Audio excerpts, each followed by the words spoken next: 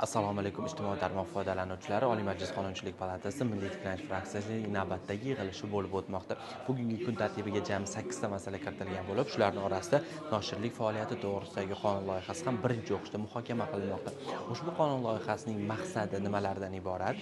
Tashabbuskorlar hamda deputatlarimizning fikr-mulohazalarini eshitamiz. Bu noshirlik faoliyati to'g'risidagi qonun loyihasida asosan bosh muharrir mas'uliyatini belgilash, original maketda huquqiy normasini belgilash nazarda tutilyapti. Bu kelgusida kitobxonlikni rivojlantirish, kitobxonlikni rag'batlantirish bo'yicha alohida qonun loyihasi bo'ladi deb o'ylayman.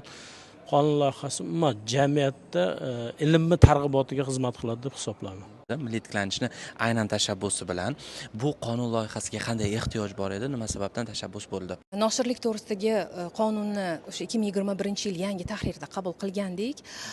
Bugun ana shu qonunni yana mukammalroq ishlab chiqish bo'yicha ushbu qonunga ayrim moddalarga o'zgartirish va qo'shimchalar kiritishga ehtiyoj tug'ildi. Bu qonun yalpi majlisda ham tasdiqlab berilsa, qanday o'zgarishlar bo'ladi?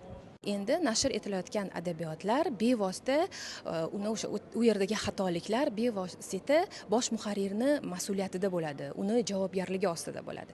Ya'ni u o'sha to'g'ri kelgan xato ma'lumotlarni chop etishga ruxsat beravermaydi. Mana shu holatlar. Keyingisi bu biz yana bir o'sha norma kirityapmizki, Milliy tiklanish partiyasi fraksiyasini deputatlarini taklifi, ya'ni kitob sotib olishni rag'batlantirish masalasini kirityapmiz.